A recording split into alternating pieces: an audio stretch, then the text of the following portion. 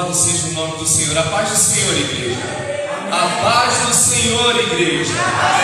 Aleluias. Olha, não fiquem acanhados não, viu? Podem glorificar, porque eu sei que vocês são daqueles que glorificam. Eu acompanho as lives aqui de vocês e eu sei que os céus se abrem sobre este lugar. Então fiquem à vontade. Eu quero tributar a Deus por esta grande oportunidade. Para muitos pode ser algo simples, mas para mim é uma grande oportunidade conhecer mais uma parcela do povo que vai morar no céu, conhecer mais uma parcela do povo escolhido, do povo selecionado por Deus a dedo. Creia que cada um de vocês que estão aqui, vocês foram escolhidos e selecionados a dedo, não pelo homem, mas por Deus. Amém. Pelo Filho do Criador, o Senhor Salvador Jesus Cristo de Nazaré. Amém? Eu louvo a Deus por esta oportunidade, que seja Ele louvado, glorificado em todo o tempo. Eu estendo os meus agradecimentos ao pastor Beto, ao pastor Marcos. Muito obrigado. Que Deus, em nome de Jesus, continue alinhando a igreja à visão que Deus deu a vocês dois. Que em nome de Jesus haja um pleno alinhamento. Quando eu falo de alinhamento, todas as vezes que eu vou em uma igreja, eu sempre gosto de liberar essa palavra, alinhamento. Porque se uma igreja não estiver alinhada, o propósito final, ele não chega em sua totalidade.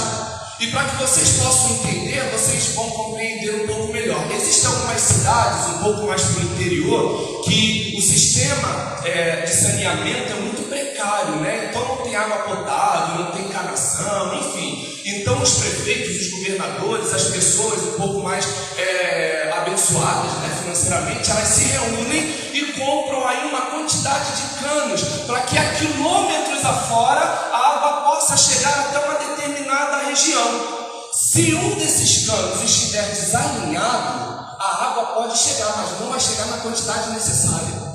Então por isso é necessário que todos nós, não só vocês, mas nós, os pastores, os diáconos, os presbíteros, estejamos todos alinhados com a palavra de Deus, para que em nome de Jesus o propósito seja alcançado. Amém? Aleluia. Bom, meus irmãos, sem mais delongas, eu vou pedir que todos abram as suas Bíblias no livro de João, Evangelho de João. Aleluia. Eu vou botar isso aqui só um pouquinho mais para cá, porque eu sou meio estabanado. Amém. Evangelho de João, capítulo 9. Evangelho de João, capítulo 9. Que tem como título A Cura de um Cego de Nascença. Amém? Quantos acharam de um amém? Amém. Quantos acharam de um amém? Vamos então para a leitura. Nós vamos ler do versículo 1 até o versículo 7, que diz assim: E passando Jesus, viu um homem cego de nascença. E os seus discípulos lhe perguntaram, dizendo: Rabi, que significa mestre, quem pecou, este ou seus pais, para que nascesse cego? Jesus respondeu: Nem ele pecou, nem seus pais, mas foi assim para que se manifestassem nele as obras de Deus. Convém que eu faça as obras daquele que me enviou enquanto é dia. A noite vem, quando ninguém pode trabalhar.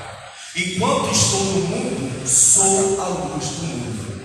Tendo dito isso, Jesus cuspiu na terra e, com a saliva, fez lodo e untou com lodo os olhos do cego. E disse: Vai, lava-te no tanque de Siloé, que significa o enviado.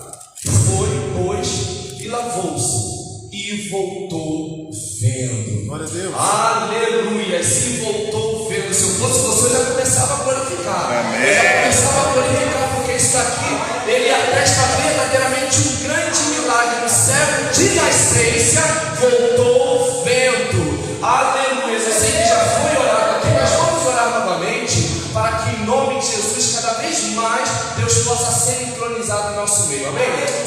Senhor Jesus, pelo poder que existe em teu nome, eu quero, Senhor, te entregar a igreja, missão inclusiva, reviver em tuas mãos. Senhor, que nesta noite, não eu, Senhor, mas o teu Espírito possa falar em cada alma, em cada coração. Que o Senhor possa tocar no mais profundo. Que em nome de Jesus, ó Deus, nesta noite, barreiras sejam quebradas. Que gigantes sejam destruídos. Que em nome de Jesus, ó Deus, hoje seja uma noite diferenciada. Não porque eu estou pregando, não, Senhor, mas porque o teu Espírito virá sobre nós de maneira diferenciada. Senhor, eu me entrego nas tuas mãos. Eu me entrego nas tuas mãos para que o Senhor possa falar através da minha vida. Que os lábios sejam os meus, mas que a voz, ó Deus, que a voz seja a tua. Que a tua voz, ó Deus, seja capaz de alcançar onde a minha voz não alcança. Que a tua voz, ó Deus, seja capaz de transformar aquilo que a minha voz não é capaz de transformar. Que a tua voz, ó Deus, seja capaz de libertar aqueles, ó Deus, que a minha voz não é capaz de libertar. Portanto, ó Deus, toma a frente, toma a direção e glorifica, Jesus, o teu santo nome. Glorifica, Jesus, o teu santo nome, em nome de Jesus. Aleluia. A igreja pode se assentar. Glorificando, meus irmãos, glorificando. Glória a Deus. Aleluia. Meus irmãos, o texto que nós acabamos de ler é um texto completamente libertador. É um texto completamente esclarecedor sobre uma realidade que muitos de nós já passamos, muitos de nós estamos passando e alguns ainda hão de passar. E que realidade é essa? É a realidade de achar que os problemas, que os percalços, que as aflições que estamos passando sejam decorrentes de pecados ou de erros que supostamente tenhamos cometido. Eu não vou de forma alguma dar um tiro no pé e dizer que os nossos erros, que os nossos pecados não geram consequências, porque geram sim. A própria palavra do Senhor diz em Gálatas 6,7 que aquilo que o homem planta, ele colherá. Então está atestado que os nossos erros, que os nossos pecados geram sim uma consequência. O pecado, por exemplo, nós sabemos que o salário do pecado é a morte. O salário do pecado é a morte, essa que nunca acontece de imediato.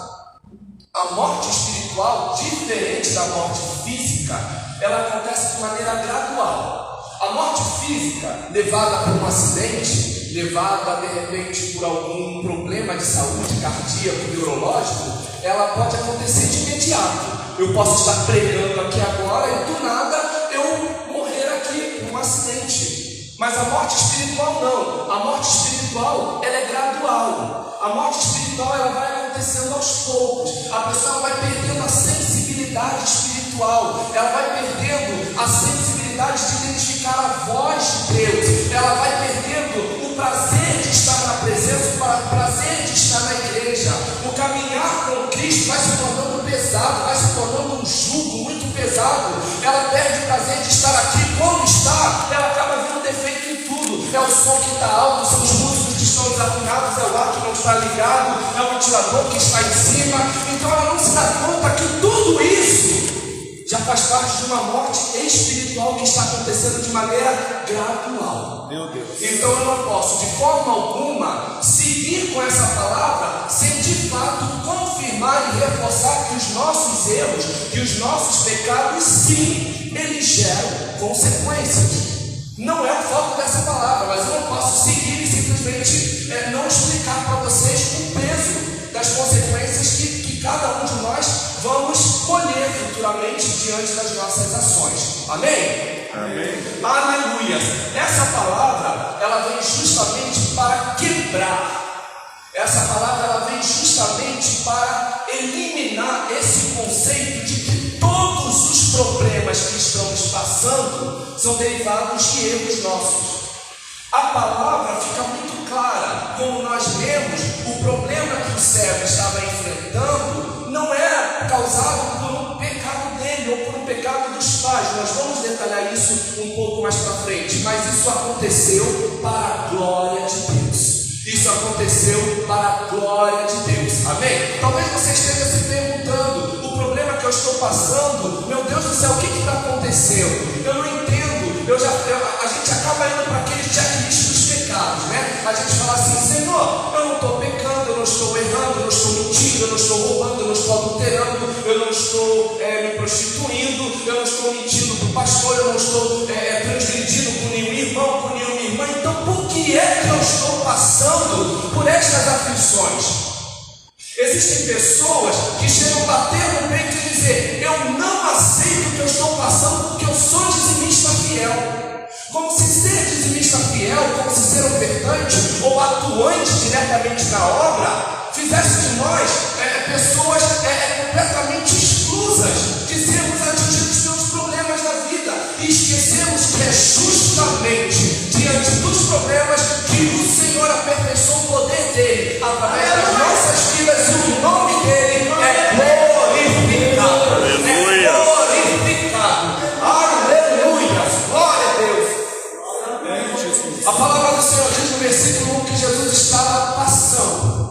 Vamos lá, me ajude a pregar. Jesus estava passando. Jesus estava Passando. Eu glorifico a Deus porque eu cheguei aqui até o último momento do microfone passar para a gente ainda fica assim: meu Deus, é essa palavra, Senhor, confirma, meu Deus, eu estou certo, Jesus, não é coisa da minha cabeça. Mas aí os louvores vão confirmando, e aí o pastor Márcio começou a ministrar o último louvor: passa Jesus, Jesus falou: eu vou passar aqui. Aleluia.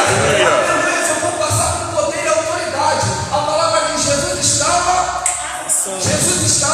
Passando. É incrível como se nós fizéssemos um levantamento dos evangelhos, nós vamos perceber que a grande maioria dos milagres que Jesus realizou, Jesus estava simplesmente passando. Jesus estava o quê? Passando. Aí eu lembro daquela mulher do fluxo de sangue que ficou sabendo que Jesus iria passar. Ela saiu desesperada da sua casa, crendo que se ela tão somente tocasse em Jesus, ela seria curada.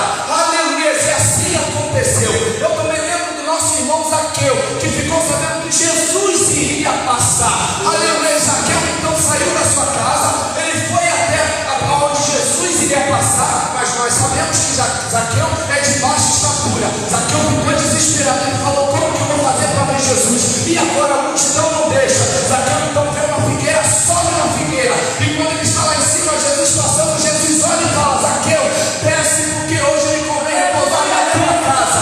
Aleluia, Jesus está falando: além de passar aqui hoje, eu vou com você para a tua casa.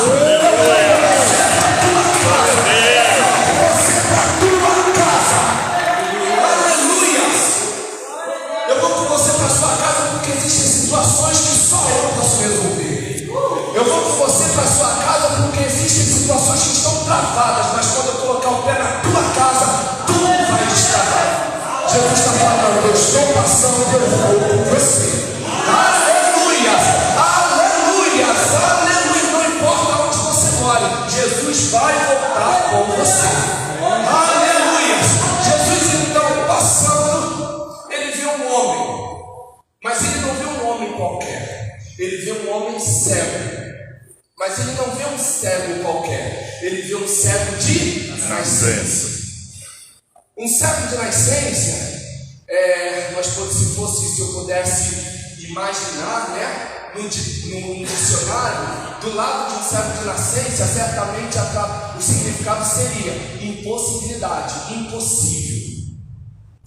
João, muitos de vocês já devem saber, mas eu acho muito válido reforçar, o Evangelho de João, ele é diferenciado dos evangelhos anteriores. Por quê? Porque Marcos, Lucas, Mateus, eles escreveram os evangelhos compilando informações, copiando testemunhos, né, de irmãos, até mesmo dos próprios apóstolos. Agora João não. João literalmente ele fez parte do ministério de Jesus, do começo ao fim praticamente. João de fato é daquelas pessoas que diria: não me disseram, eu vi, não me disseram, eu ouvi. Então o peso do evangelho de João, não desmerecendo os outros, porque a palavra de Deus é a palavra de Deus, sim, ela é poderosa, mas o evangelho de João ele tem um peso diferenciado, ele vem com uma riqueza de detalhes que só quem esteve presente pode comprovar. Então João diz que Jesus estava passando e viu um homem cego de nascença. Todos nós já sabemos que hoje a tecnologia, a medicina, ela avançou a ponto de muitas pessoas que perderam a sua visão ao decorrer da vida, hoje por conta de um tratamento, ainda que leve meses ou anos, elas conseguem ter a sua visão plena ou parcialmente devolvida.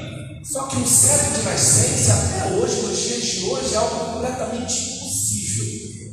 É algo completamente inimaginável. A gente não consegue imaginar um cego de nascença sendo curado. E a própria palavra diz, ao decorrer da leitura, a gente vê que de fato, ainda naquela época era impossível. E aqui, quando a gente vê um cego de nascença, a gente se depara com o sempre do homem. Esse cego, ele sempre foi cego. Ele passou por todos os aniversários sempre cego. Ele passou por todos os seus natais, seu ano novo cego. Primavera, verão, outono, inverno cego. E se nós trazermos isso para a nossa vida, a gente pode aplicar nas nossas limitações. Existem pessoas que sempre mentiram, existem pessoas que sempre adulteraram, existem pessoas que sempre roubaram, existem pessoas que sempre defraudaram, mas quando se deparam com de repente de Jesus, aleluia, o sempre do homem, o homem de Jesus é removido, o sempre do homem se torna nada diante do de repente de Deus. E o que é o de repente de Deus? O de repente de Deus é uma ação não programada. E a gente lembra do que aconteceu em Atos 2. Os irmãos estavam assim muito sobrados, como nós estamos aqui, quando de repente, aleluia, o Espírito Santo de Deus veio como um som impetuoso, aleluia, o de repente de Deus, aleluia. Em Atos 16, nós vemos Paulo e Silas na prisão, orando, louvando e perto da meia-noite, de repente, aleluia. E Deus me trouxe aqui para falar algo para você. Aquilo que foi sempre na sua vida hoje pode ser eliminado com o de repente. Aleluia. Aleluia. Glória a Deus. Diante daquela situação, os discípulos então questionam Jesus dizendo: Rabi, que significa mestre, quem pecou? Ele ou os pais, para que ele estivesse assim? Essa pergunta é muito plausível. Se nós pararmos para estudar a história, nós vamos ver que o povo da época da Bíblia, os judeus antigamente, eles estavam sobre uma visão um pouco arcaica, sobre uma visão um pouco ortodoxa. Que eles acreditavam que quando uma pessoa nascia com uma deficiência, era pelo fato dos pais terem cometido algum pecado, e esse problema acabou agravando, vindo de maneira física sobre a vida do filho, ou o próprio filho teria cometido um pecado. Mas como que teria cometido um pecado se nem nascido ele era? Então a gente começa a entender que é uma visão um pouco retrógrada, é uma visão completamente quadrada. Mas a gente entende porque era uma visão da época, era uma visão da qual eles acreditavam. Mas a própria palavra do Senhor diz, aleluia, que não existe maldição. Aleluia. As pessoas, elas acreditam em maldições hereditárias por conta de um versículo que está em Números, deixa eu confirmar aqui, Números 14, 18, que diz que sim, que a terceira e a quarta geração pagaria pelos problemas dos pais. Mas aqui é um caso atípico. Era o povo de Israel que estava em desobediência, o povo de Israel que estava em meio ao deserto murmurando contra Deus, e Deus então iria castigá-los com esta maldição essa que foi revertida com graça e misericórdia. E justamente pautado na palavra, eu trago Ezequiel 18. Ezequiel 18 é a comprovação de que qualquer maldição foi quebrada pelo sangue de Jesus, quando nós aceitamos a Jesus. A palavra do Senhor diz em Ezequiel 18 que se um pai que é justo, ele tem um filho injusto, quem vai para a morte espiritual é o filho e não é o pai. E se esse mesmo filho que é injusto vier a ter um outro filho justo, quem vai para a morte espiritual é o pai e não o filho. Aqui a palavra, ela libera uma responsabilidade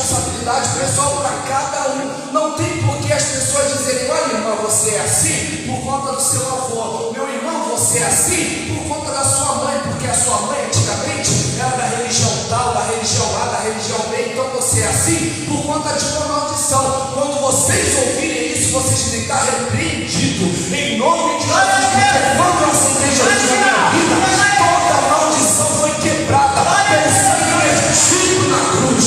Aleluia, aleluia, aleluia.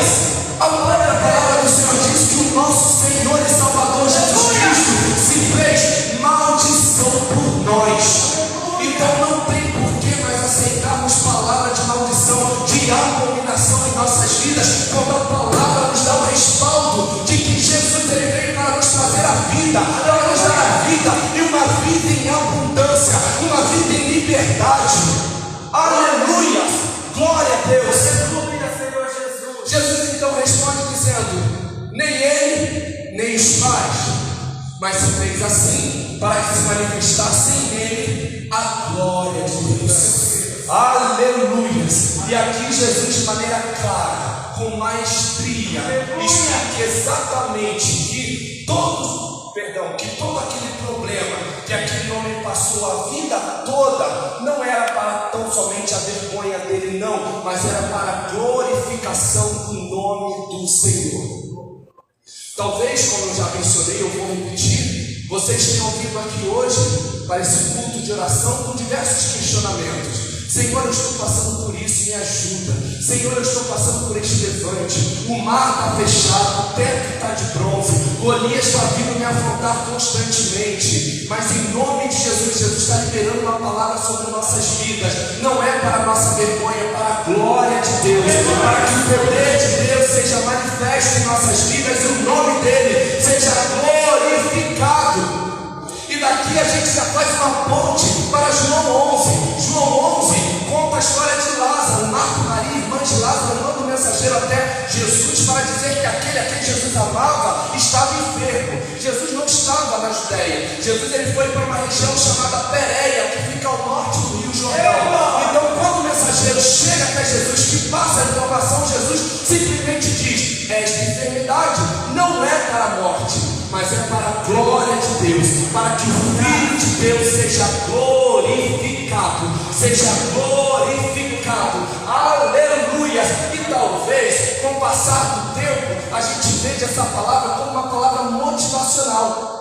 Nós estamos passando por um problema e vem alguém e fala assim: meu irmão, fica firme, porque esse problema não é para a sua morte, é para a glória de Deus. E a gente recebe isso como uma palavra motivacional, mas não, é uma promessa. É uma promessa válida até os dias de hoje. O problema, os afrontes, os levantes que nós estamos passando não é para a nossa morte, mas é para a glória de Deus. Nós precisamos acreditar no poder dessa palavra, na garantia dessa palavra. Não é para a nossa humilhação, não é para a nossa vergonha, é para a glória de Deus, para a glória de Deus.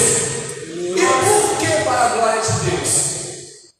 Porque diante de algumas situações é completamente fica claro que nós, seres humanos, homens pecadores, somos impossibilitados de prosseguir. Existem situações que as pessoas que estão ao nosso redor falam assim: ele não vai conseguir, ela não vai conseguir. Esse problema que está vindo sobre ela agora, nossa, Jesus ajuda ela porque ela não vai conseguir. E é daí que vem então a ação de Deus crescer sobre nós e nós diminuirmos. Porque de fato, por nós, a gente não consegue, por nós não temos capacidade, por nós não temos poder. Mas vem Jesus com poder e autoridade para glorificar o nome dele e faz daquele que não era capaz, faz daquele que não via, passa a ver, faz daquele que era coxo a andar, faz daquele que mentia parar de mentir. Aleluia! Glória a Deus! Jesus então diz: nem ele, tampouco seus pais, mas se fez assim para que se manifestassem nele as obras de Deus. Jesus então ele cospe no chão, que na época provavelmente era uma região de barro, e ainda que não fosse de barro, mas tinha areia, ou seja, tinha pó. Jesus cospe no chão, faz um lodo e passa nos olhos do cego. Aos olhos de muito aqui, Jesus estava fazendo um ato profético, mas não era um ato profético. Algumas pessoas pegam algumas passagens e colocam essas passagens como uma doutrina para justificar as diversas e inúmeras heresias. Aqui, Jesus não estava fazendo um ato profético. Jesus aqui estava querendo causar um confronto social. E por quê? Na época da Bíblia, até hoje, de certa forma, existe o período do Shabat, que acontece ao cair do sol da sexta-feira e vai até o cair do sol de sábado. Nesta ocasião já era sábado, e no período do Shabat não podia se fazer mistura alguma. Ou seja, o ato de Jesus fazer aquele movimento já estava quebrando completamente o protocolo daquela época. Jesus, e eu torno a repetir, Jesus queria criar um confronto, Jesus queria chamar a atenção das pessoas justamente para aquilo que ainda estava por vir, que era o impossível se tornar possível. Então, quando Jesus ele faz aquela lama ali com o lodo ali, Jesus está quebrando um protocolo. Não podia se fazer mistura, não podia nem mesmo acender qualquer tipo de iluminação nos seus lares. Eles eram tão ortodoxos que não podia. Existe um livro chamado Midrash, o Talmud, que eles explicam exatamente isso. Esses dois livros, eles reúnem algumas regras, algumas leis dos judeus, e está lá descrito que não pode fazer mistura. Quando a pessoa tinha algum animal, ela liberava o alimento para o animal na sexta-feira, e o animal ficava até sábado à noite sem comer. Por quê? Porque não podia fazer mistura.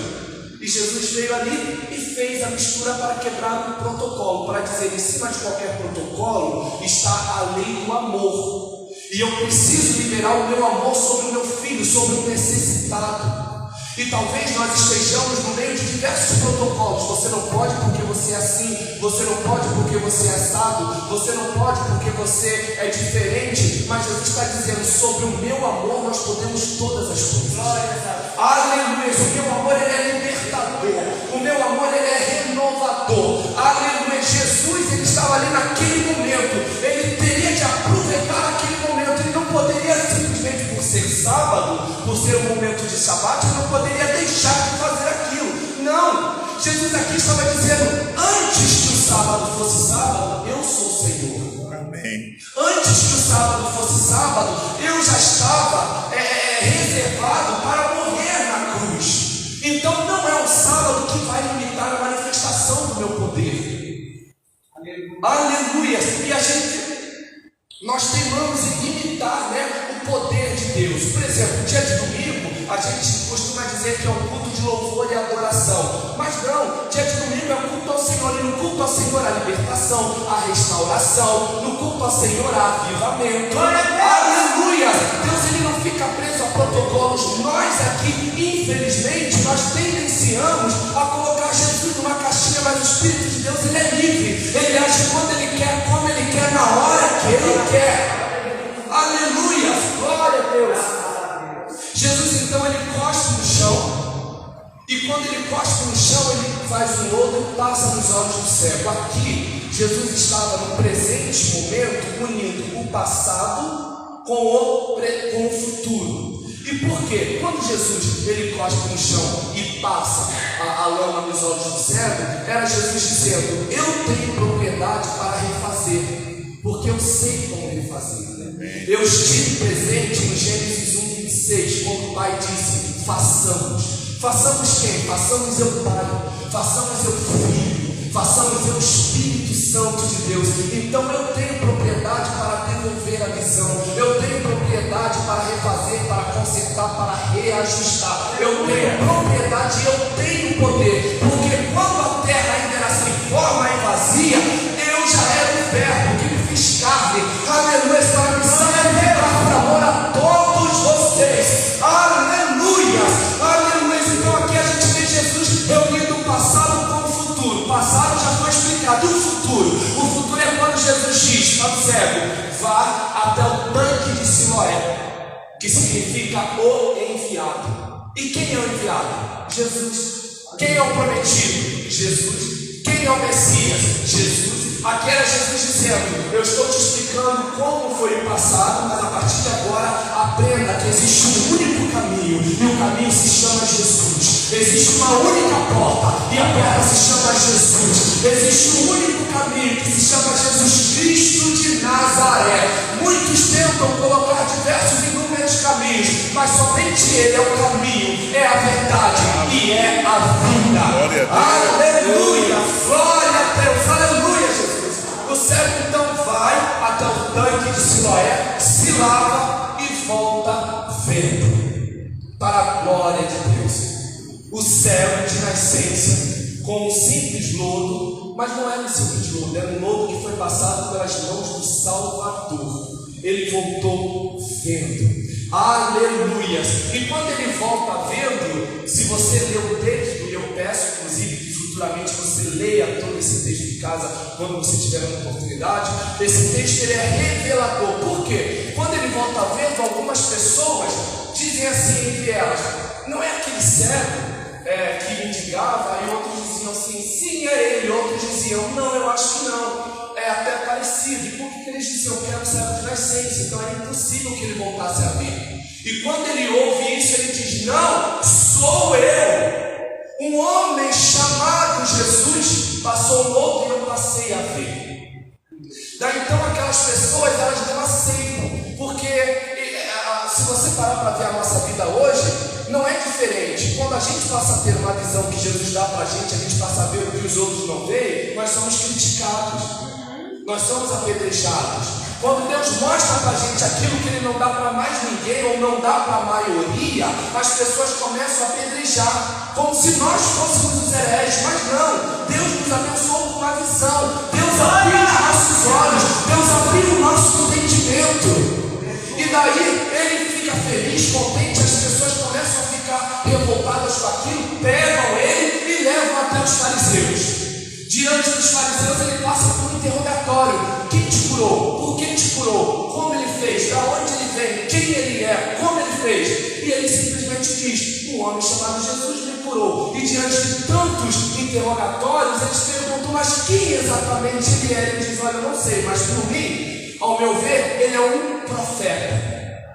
Então aqui, se você for ver, nós temos como ver a atuação do Espírito Santo atuando de maneira sutil. Por quê? Porque o cego nunca tinha visto Jesus, e ele já começa a descrever Jesus em uma ação gradual. Um homem chamado Jesus, depois é o profeta.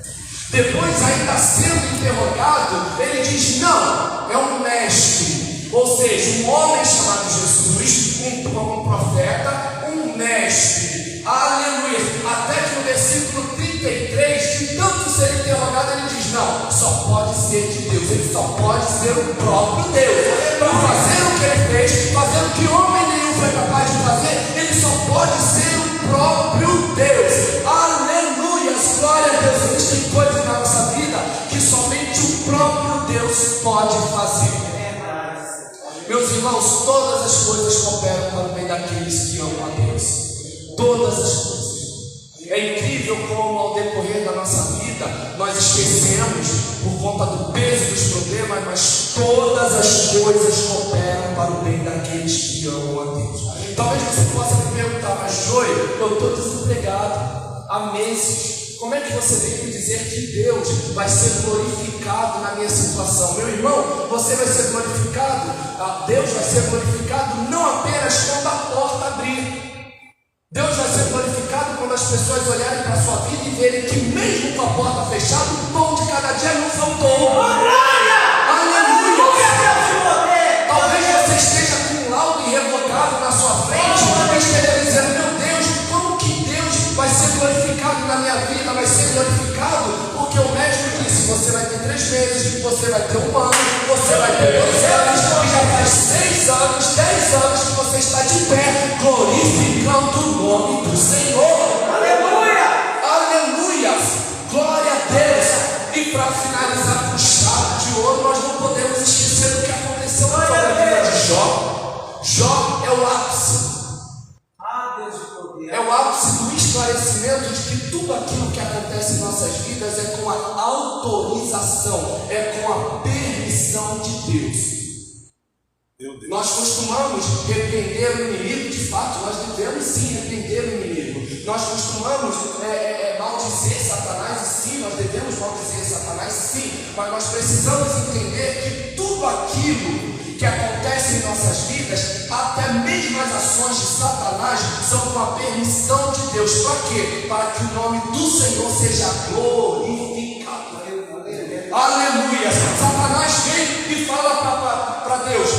Deus, aliás, perdão, vira para Satanás e diz: viste meu servo Jó, íntegro, reto.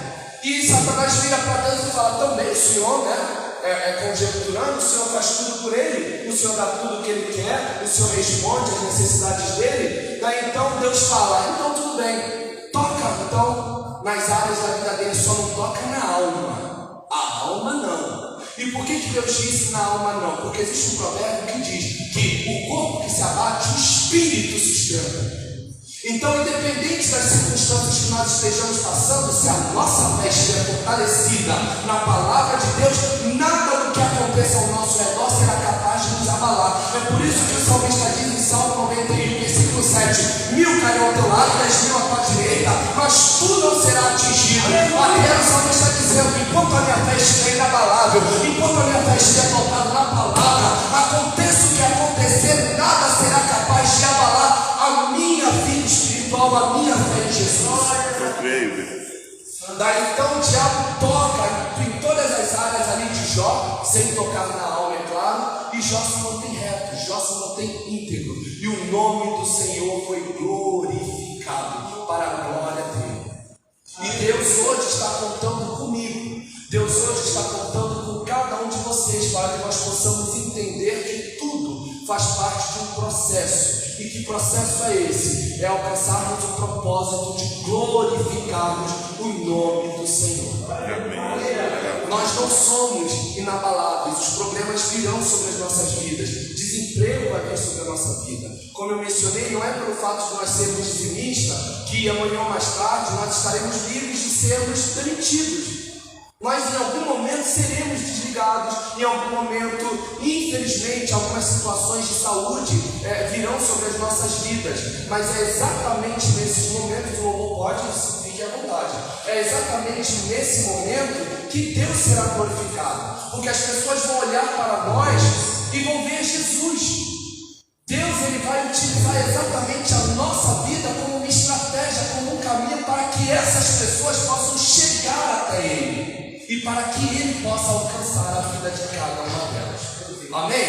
Nós fazemos parte de um propósito. Eu faço parte de um propósito. Vocês fazem parte de um propósito. Que é tão somente glorificar o nome do Senhor em meio às tribulações. Amém? Que Deus seja glorificado para todos sempre. Amém. Aleluia.